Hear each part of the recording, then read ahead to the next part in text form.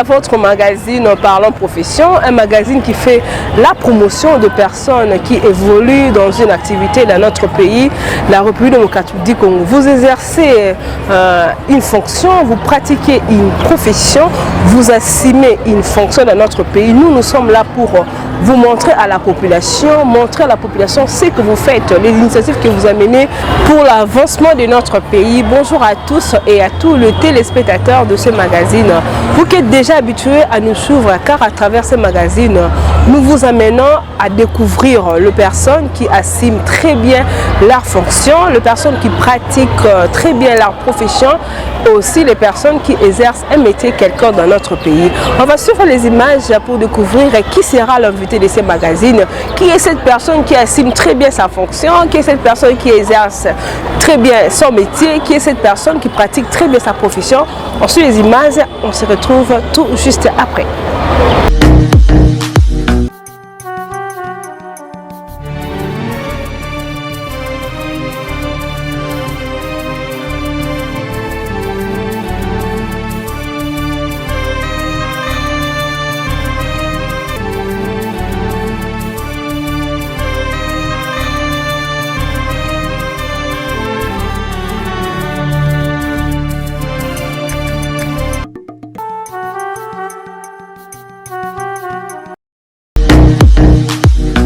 Alors, veuillez suivre les images à la maison. Comme je vous dis, après avoir suivi les images, on va parler avec la personne qui est notre invitée, la personne qu'on va découvrir avec vous.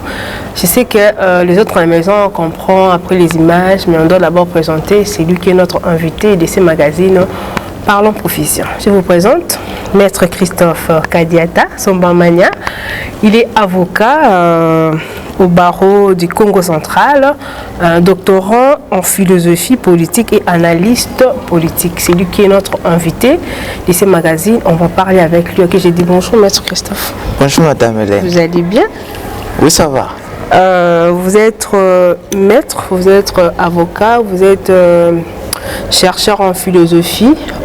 Parlons un peu de votre passion étant avocat. Qu'est-ce que vous avez motivé d'être avocat des autres? Merci Madame de la question que vous me posez. Oui.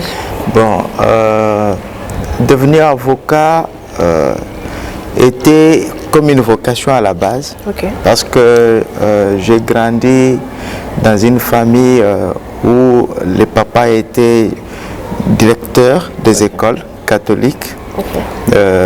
Donc j'ai grandi sous une certaine rigueur. Okay. Et j'ai fait les études secondaires ou humanité, comme on pouvait l'appeler dans le temps. J'ai fait ces études littéraires, le latin philo. Okay. Et par le latin philo, j'ai découvert des grands philosophes. Okay. Des grands philosophes et des grands juristes, donc qui étaient en même temps philosophes et juristes. Très bien. Voilà pourquoi j'ai épousé leurs idées, à l'occurrence Cicéron, qui était un grand plaideur, okay. Qui a défendu un certain Archias, qui était un poète romain, et dont le droit de cité était remis en cause. Alors c'est Cicéron qui m'a donné le goût de devenir avocat pour défendre les autres. Défendre les autres. Est-ce que dans notre pays, vraiment, vous faites très bien votre profession ou bien votre métier de défendre les autres? Si on voit avec ce qui se passe dans notre pays, il y a beaucoup d'injustices, il y a beaucoup de gens qui déclarent, il y a beaucoup de gens qui traitent des avocats comme des profiteurs, vous voyez. Est-ce que vous pouvez dire que vous exercez très bien cette profession dans notre pays? Vous savez, la profession d'avocat n'est pas encore bien comprise dans notre pays. Okay. La majorité des gens ne comprennent pas encore à quoi sert réellement un avocat. Oui. Un avocat n'est pas un profiteur, okay. Un avocat est un défenseur. C'est un spécialiste du droit, okay. De la loi, qui maîtrise la loi et qui aide la personne qui est traînée en justice ou la personne qui va en justice à mieux défendre ses intérêts. Et donc, en ce qui concerne l'exercice dans notre pays, l'avocature a beaucoup de difficultés. Être avocat dans ces pays n'a toujours pas été bien compris. Oui. Et vous savez, nous rencontrons beaucoup de difficultés et d'obstacles à l'exercice. Et même certains officiels du pays n'arrivent pas encore à accorder à l'avocat la place qu'il faut. Et donc, nous espérons qu'avec le temps, les gens vont comprendre, la majorité des gens arrivera à comprendre l'importance de l'avocat et son utilité dans une société comme la nôtre et la société dont on veut un état de droit. Ok. Oui, vous avez dit que dans notre pays, les gens ne comprennent pas. Bon, parlez-nous d'abord, quel est le rôle d'un avocat? Qu'est-ce qui fait un avocat? L'avocat est là pourquoi? Voilà. Merci madame de la question. Oui. Le rôle d'un avocat, c'est un auxiliaire de la justice ou un partenaire. Aujourd'hui, on appelle un avocat partenaire de la justice. Oui. C'est-à-dire, pour qu'il y ait une bonne justice, il faut qu'il y ait des avocats. Oui. Une justice sans avocat sera une justice à moitié complète. Pour qu'une justice soit effectivement complète, il faut la participation de l'avocat. Quel est le rôle de l'avocat dans une société comme la nôtre? Le rôle de l'avocat, c'est de défendre les intérêts de ses clients. Donc, l'avocat accompagne une personne en justice pour demander ou pour se défendre. Donc, quand on traîne une personne en justice, ou celui qui veut traîner une personne en justice, c'est fait accompagner par un avocat qui est son conseil. On appelle un avocat conseil. Donc, le premier rôle de l'avocat, c'est de conseiller son client. De lui dire, c'est pourquoi tu es venu me demander de t'accompagner en justice, peut avoir telle conséquence ou telle autre conséquence.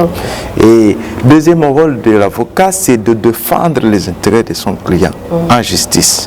De les défendre et de ne pas les trahir. Voilà. De ne pas les trahir. Je vous rappelle aux téléspectateurs de ce magazine, nous avons eu l'honneur de recevoir Maître Christophe Kadiata. Il est avocat.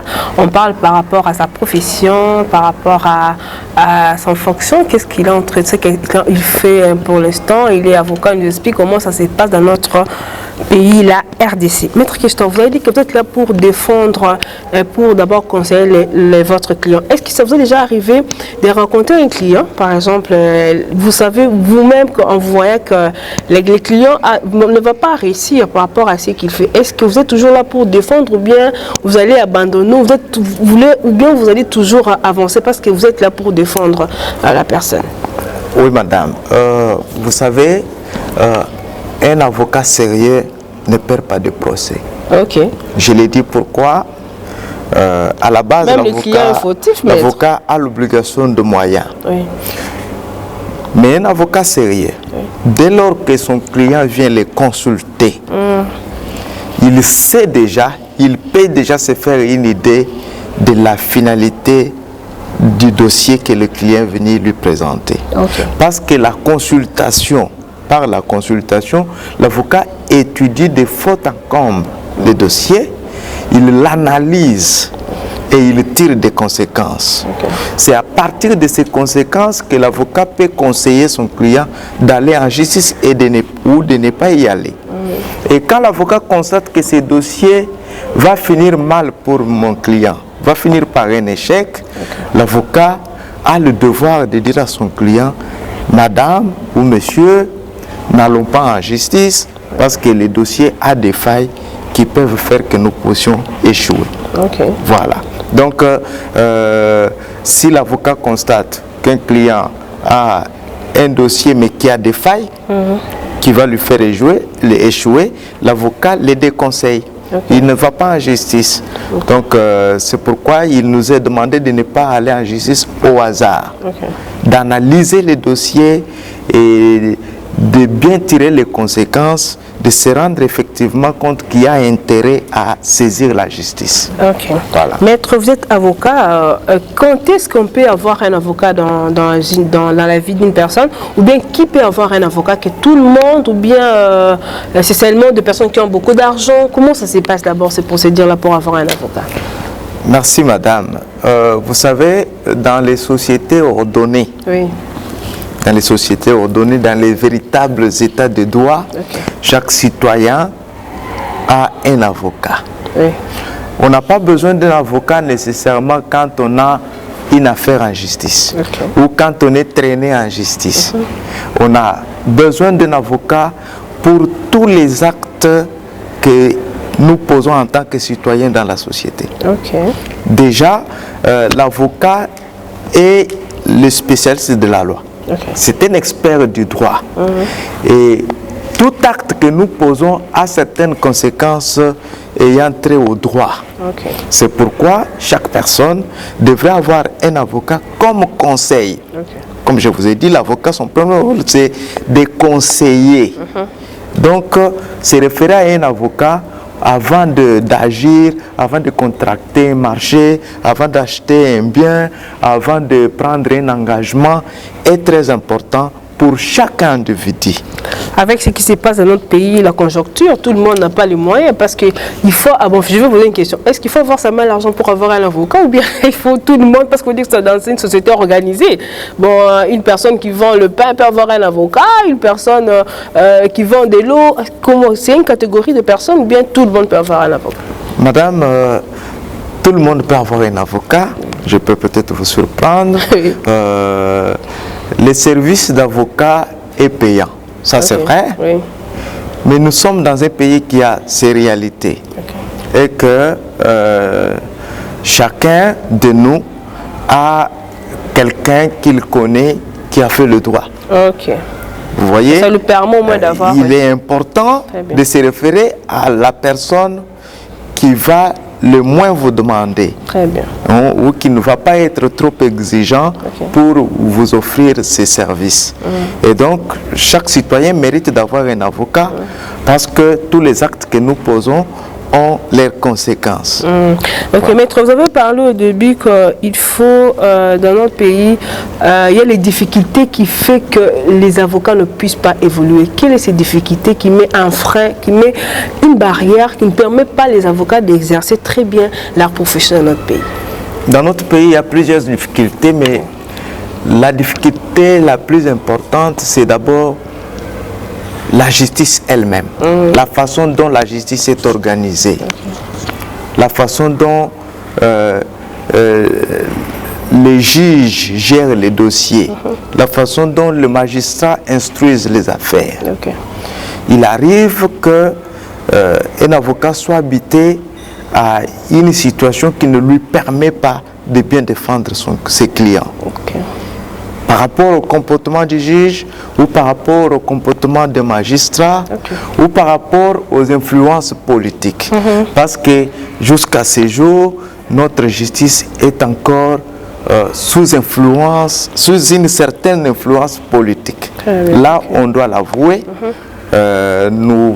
Nous espérons qu'avec les efforts qui sont en train d'être fournis pour qu'on puisse tendre vers un véritable état de droit, ces genres d'influences finiront par cesser. Mais les influences politiques font que les juges ou le magistrat se voient condamnés à accorder, à devenir partial. À quitter à ne pas être au milieu, à devenir un peu, à jouer d'un côté, à cesser d'être impartial. C'est ce qui fait que beaucoup de gens décrient l'injustice, une certaine injustice, par le fait que parfois il arrive que les puissants ou ceux qui ont plus de moyens ont la possibilité d'obtenir plus facilement les décisions de justice que ceux qui sont dans la pauvreté et qui n'ont rien. Oui, cette question m'est arrivée quand vous avez parlé de ça. Qu'est-ce que ça vous fait dans une situation, dans un dossier où vous connaissez vraiment que c'est votre client qui a gagné, il faut dire ça, et puis vous voyez les juges a fait faveur à la personne qui a beaucoup d'argent, comme on dit que la loi de plus fort domine sur la loi de plus faible. Qu'est-ce que ça vous fait, vous, étant qu'avocat? Bon, ça fait mal de vivre certaines injustices de ce genre-là. Bon, ce n'est pas tout le temps, mais il arrive qu'un juge puisse taper à côté. Bon, l'avocat, en tant qu'avocat, nous avons beaucoup de moyens pour pour essayer de remédier à une telle situation. Il y a des voies de recours qui sont garanties, qui permettent à l'avocat de saisir les juges supérieurs, au juge qui a rendu la décision, pour voir les juges supérieurs corriger l'erreur qui a été commise par les juges inférieurs. C'est pourquoi il y a les doubles degrés de justice, dans le sens où, au premier degré, si vous êtes insatisfait, vous pouvez recourir au juge du deuxième degré pour obtenir justice. Maître Christophe Kadiaka, vous êtes chercheur en philosophie. On va parler de philosophie politique, hein, c'est ça? On va parler un peu de la politique, vous étant que philosophe. D'après ce qui se passe dans notre pays, tous les jours on montre des images, les gens souffrent à l'Est, il y a toujours des guerres. Vous étant philosophe, parce que vous êtes en train de faire des recherches, en train d'étudier, qu'est-ce qui se passe exactement? Qu'est-ce que vous pouvez dire par rapport à ça, étant philosophe en politique? Vous savez, madame, notre pays est en train de traverser une situation très difficile. Notre pays est agressé par des pays que nous connaissons, notamment par le Rwanda. N'ayons pas peur de le dire. Notre pays est en train de subir une agression injuste. Injuste pourquoi? Parce que depuis, nous n'avons jamais voulu provoquer un pays ami. Nous n'avons jamais voulu piller un pays ami. Mais notre pays a toujours été objet de convoitise des pays voisins. Alors, c'est une situation très compliquée. Et aujourd'hui, le chef de l'État venait de lancer un appel à la mobilisation totale et de la jeunesse et de toute la population pour faire face à une telle agression injuste. Vous savez, dernièrement, nous avons vu dans les images comment est-ce que nos populations, notre peuple de l'Est du pays étaient obligés de se déplacer, de fuir la guerre, de fuir les troubles. Et entre-temps, il y a ceux qui meurent, il y a ceux qu'on viole. Et donc c'est une situation inacceptable. Inacceptable pour un pays que nous sommes, inacceptable pour un peuple que nous sommes. Nous devons nous mobiliser à ce que cette situation puisse prendre fin, comme l'a fait le président de la République, son appel à la mobilisation pour lutter contre ceux qui nous agressent. Voilà. Mobiliser, quand vous parlez de la mobilisation, aujourd'hui, si vous regardez sur les réseaux sociaux, vous voyez les gens en train de fermer la bouche, mettre ces styles-là. Est-ce que ça, vraiment, c'est une bonne mobilisation ou bien ce sont des aventures? Parce que des fois, ils font ça, mais les gens sont en train de mourir jusqu'aujourd'hui, maître. Ils font ça, les gens sont en train de pleurer, les gens sont en train de fuir. Est-ce que c'est ça vraiment une bonne mobilisation, vous étant philosophe en politique? Madame, vous savez, les gestes qui consistent à fermer la bouche et à mettre les doigts sur la tête, c'est un message. Un message envers la communauté internationale. Un message envers les puissances mondiales. On leur dit, voilà, vous vous taisez et on est en train de tuer en RDC. C'est un message pour que ceux qui continuent à soutenir le Rwanda, parce que le Rwanda a des parrains que nous connaissons. Il y a des grandes puissances qui financent le Rwanda, qui soutiennent le Rwanda malgré tout ce que le Rwanda est en train de faire, le massacre que le Rwanda est en train de perpétrer en République démocratique du Congo. Donc par l'entremise du M23. Le M23 est un produit rwandais. Le M23 est une rébellion fabriquée par les régimes rwandais. Le chef de l'État était encore juste quand il a dit que les Rwandais ne sont pas nos ennemis, c'est plutôt le gouvernement rwandais. En l'occurrence, son président, le président Kagame, est le fondateur, et celui qui a créé et celui qui continue à entretenir le mouvement du M23 qui sème la désolation sur notre territoire. Et cela ne va plus durer parce que le peuple est mobilisé. pour arriver à la fin de cette histoire. Les peuples mobilisés pour arriver à la fin de cette histoire, à dire Maître Christophe Kadiata Zombamania, l'invité de ces magazines. On est en train de parler concernant sa profession, étant avocat, comment il exerce dans notre pays, et puis ce qui se passe, lui étant philosophe en politique dans notre pays, les gens pleurent, les gens souffrent. Pourquoi jusqu'à présent ça ne s'arrête pas? Maître Christophe, vous étant philosophe, qu'est-ce que vous pouvez dire? Est-ce que vous avez des solutions? Vous pouvez donner aux autorités, vous pouvez lancer, étant défenseur aussi, vous voyez que ça vous fait mal, vous avez la volonté de défendre, mais vous ne savez pas comment y parvenir. Qu'est-ce que vous pouvez dire par rapport à ce qui se passe dans notre pays? Ce que je peux dire comme conseil au gouvernement, oui, et surtout au président de la République, est d'arriver à l'effectivité d'un État ou d'un véritable État de droit. Ça veut dire? Un véritable État de droit, c'est un État qui est fondé sur la liberté pour tous. Okay. Madame, chaque citoyen devrait se sentir libre de vivre dans son pays, libre de s'exprimer sur la situation de son pays. Oui. Ça, c'est de un.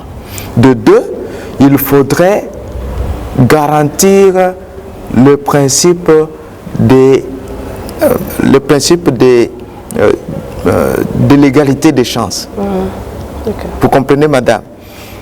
Si on garantit le principe de l'égalité des chances, il y aura moins de frustration. Okay. Parce que chaque individu, dans le temps, donc aujourd'hui, on veut une certaine égalité de la chance. Okay.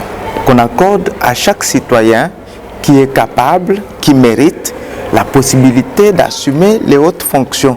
Okay. Qu'on ne puisse plus rester collé à cette habitude ancienne qui consistait à donner des postes aux enfants des hommes connus. Okay. Donc, si cela est fait, je pense que notre société va commencer à changer petit à petit. Ok, vous êtes maître. Qu'est-ce qui représente la justice pour vous? Quand on parle de la justice, qu'est-ce que vous représente pour vous? Et puis vous êtes aussi la philosophie en politique. Quand on parle de la justice, vous faisiez allusion à quoi, maître Christophe? La justice, vous savez, madame, la justice, c'est même le moteur d'une société. Okay. La justice. Parce que c'est la justice qui oblige à chacun de se comporter d'une certaine mesure, d'une certaine manière. Okay. La justice est... Donc la justice permet à chaque citoyen de se sentir protégé. Okay. Parce que s'il n'y a pas la justice, chacun devrait faire ce qu'il veut. On devrait aller chez le voisin, prendre ses mangues, prendre ses biens, prendre ses moutons et ramener chez nous. Okay. Parce qu'il n'y a personne qui viendra nous poser la question. Donc la justice vient protéger chaque individu dans ce qu'il a de personnel et dans ce qu'il a de communautaire. Okay. Mais la liberté, nos libertés aussi sont protégées par cette justice au moment où elle permet à tout individu lésé dans sa liberté de venir se plaindre pour se voir remettre dans ses droits. Oui.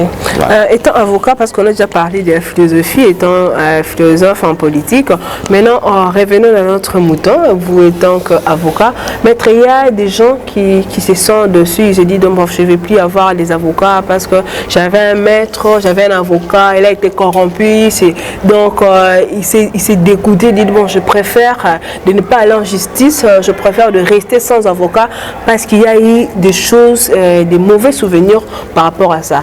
Vous étant maître, vous exercez cette profession dans notre pays.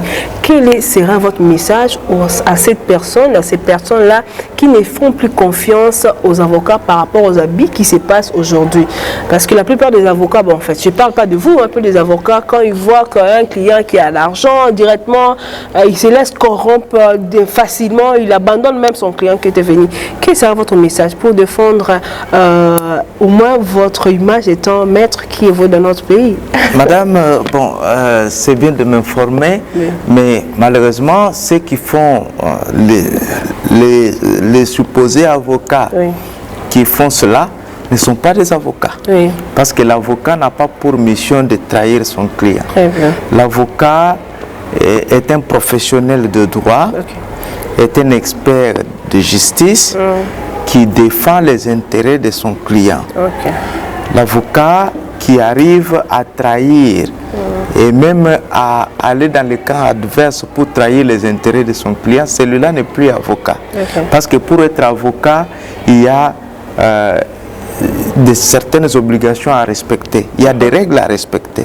Notre profession est organisée et il y a une certaine déontologie qui réglemente notre comportement en tant qu'avocat. En tant qu'avocat, il n'est pas permis d'aller contre les intérêts de son propre client. Il n'est pas permis. Donc celui qui le ferait n'est plus avocat, c'est un individu qui se sert de l'avocature pour faire ses aventures. Voilà. Comment vous arrivez à gagner l'argent? Parce qu'il y a beaucoup de gens qui se posent ces questions-là. Comment l'avocat gagne l'argent? Comment on paye l'avocat? Comment ça se passe? Merci madame. L'avocat se fait payer par les honoraires. Quand l'avocat reçoit un dossier, quand il le traite et qu'il veut accompagner son client soit en justice, l'avocat dit à son client ce qu'il devrait lui payer. Donc c'est là on appelle ça honoraire. Donc l'avocat taxe, il dit pour maître qui doit défendre. Les intérêts ne sont pas seulement financiers, les intérêts c'est aussi les droits. Les droits des autres qui ont été bafoués, qui ont été violés, et l'avocat vient pour défendre à ce que la justice remette cette personne-là dans ses droits. Nous sommes arrivés à la fin, presque arrivés à la fin de ce magazine. Maître, vous êtes avocat, vous êtes philosophe en politique. Quel est le bon souvenir depuis que vous avez commencé d'exercer votre profession étant avocat dans notre pays? Madame, l'avocature m'a tout donné. Humblement, l'avocature m'a tout donné. Je me suis marié grâce à l'avocature. J'ai acheté certains biens grâce à l'avocature. Et aujourd'hui, je suis père de famille. Mes enfants étudient grâce à ma profession.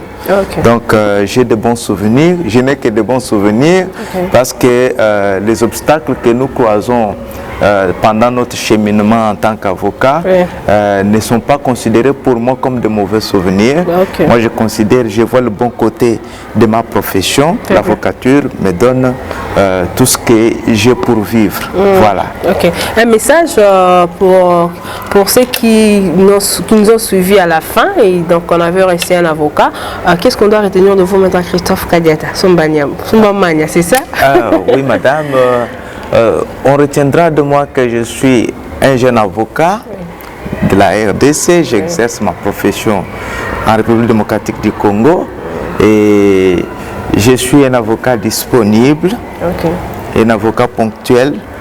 Donc je suis là pour servir ceux qui ont besoin d'être défendus, ceux qui ont besoin de défendre leurs intérêts et en justice ou de se faire accompagner par des conseils.